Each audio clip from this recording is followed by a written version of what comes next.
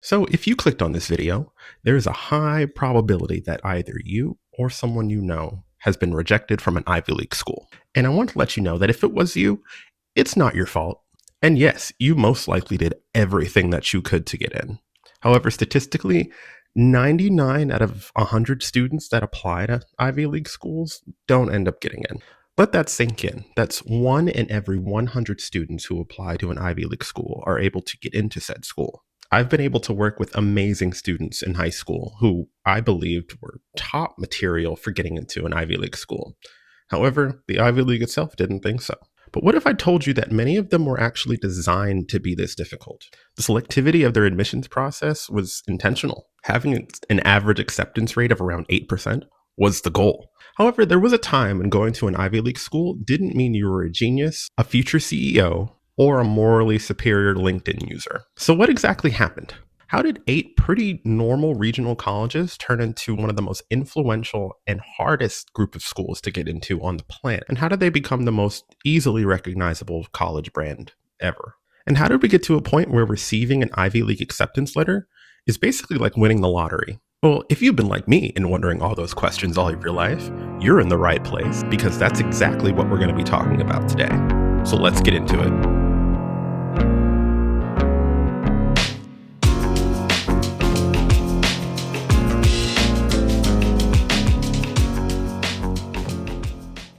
Welcome back to my channel. If you're new here, my name is Mr. S. Here we talk about why college admission systems are the way that they are and the history behind them. And if that interests you, make sure to hit the like and subscribe button for more videos. So today we're breaking down what the Ivy League started out as, the moment everything shifted for them, and how prestige became more about maintaining power than intelligence.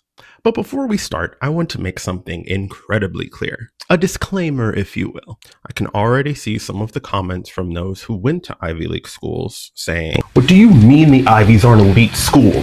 What school did you go to?" I thought so. Yeah, I've seen you all in the comments and I don't want any of the smoke.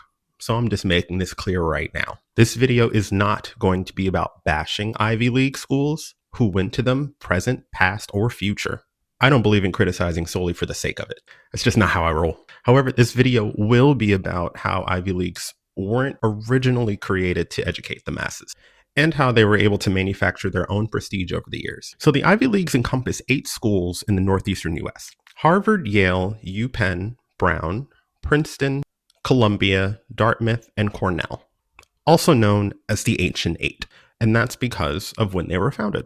Harvard was founded in 1636, Yale 1701, UPenn 1740, Princeton 1746, Columbia, originally known as King's College, in 1754, Brown in 1764, Dartmouth in 1769, and last Cornell in 1865. These 8 institutions were founded at very different times for very different reasons. But the mission was often simple: train Protestant clergy, educate rich white men, and produce leaders who will also send their kids there.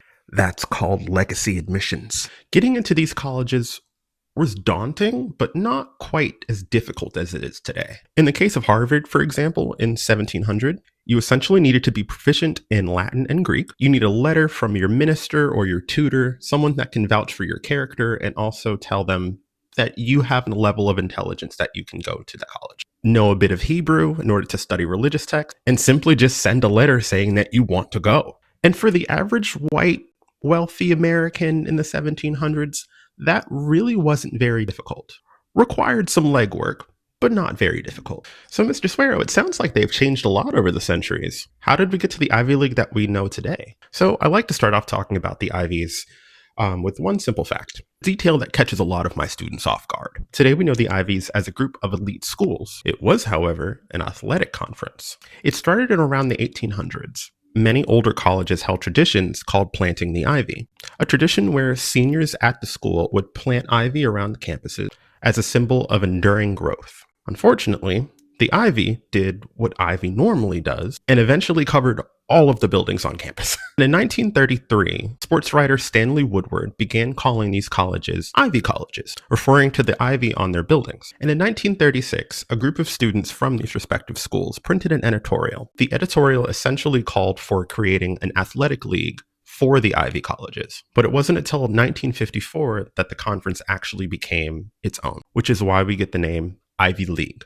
short for the formation of the Ivy League Athletic Conference. Ah, okay. Well, that all makes sense. But if they were just universities as part of an athletic conference, why are they considered prestigious or elite or just so hard to get into? By the early 1900s, these colleges started to have a problem. The applications were flowing in at an increasing rate, but not from the typical students that these Ivy Leagues were used to educating. The applications began to include immigrants, minorities, non-Christians, first generation, and low income students. And the schools realized that in order to preserve their prestige, they had to be a little more selective on who they let in. Class mixing was seen pretty taboo up until this point in the United States. However, with the rise of consumer culture, labor movements, intermarriage, the quote unquote lower classes also started to apply. And as a result, suddenly admissions based on intellect was seen as inconvenient. Allowing anyone in just because they were smart needed to be corrected fast. So they reworked the system. Schools added legacy admissions, character evaluation, interviews, personal essays, and later standardized testing. We'll talk about standardized testing in a different video. I have thoughts. And these weren't neutral tools, nor were they designed to be. There were ways to decide who belonged rather than who was capable. Merit didn't magically disappear from admissions to Ivy League colleges. It just became more curated. So, Mr. Suero, what you're saying, these universities changed their entire admissions policy to create hurdles in order to keep some people out? Yep, that's exactly what I'm saying. Making admissions more difficult essentially killed two birds with one stone. It not only kept people out, but it also made it seem more desirable because not everybody could get in. Exclusivity in the 1900s was seen as a privilege, mainly given to wealthy people. Defining the line between wealth and working class was of the utmost importance. The Ivy League didn't become more prestigious by educating more people. It became prestigious by rejecting more people. Lower acceptance rates created the illusion of rarity. Rarity created desire. Desire created prestige. Prestige became the product and made it easier to justify the cost, leading to increased tuition costs. So by the late 1920s, many of these Ivy League schools were sitting on massive amounts of endowments. In addition, many had endless federal research dollars, elite alumni networks, and massive amounts of students trying to get in. And once the most powerful jobs in law, medicine, finance, and government started to recruit from the same schools, the elite statuses that many of these schools had became self-reinforcing. Not because the students were essentially better at these schools, but because the opportunities were all routed through the same institutions. Okay, Mr. Suero, I think I get it now. So these schools essentially made themselves prestigious by their own actions, not necessarily public perception. Yes, exactly. The Ivy League schools only accept who they were designed to accept. Being an excellent student in high school, unfortunately, doesn't equate to getting a guaranteed spot in these schools. And it never has. And understanding this doesn't cheapen the education from Ivy League schools. It just clarifies it. Now, before I end this video, I do want to state I'm not against Ivy League schools. I don't believe that Ivy League schools are inherently bad, nor do I believe that they intentionally exclude people, at least now. They still provide some of the best, if not the best, education on the planet.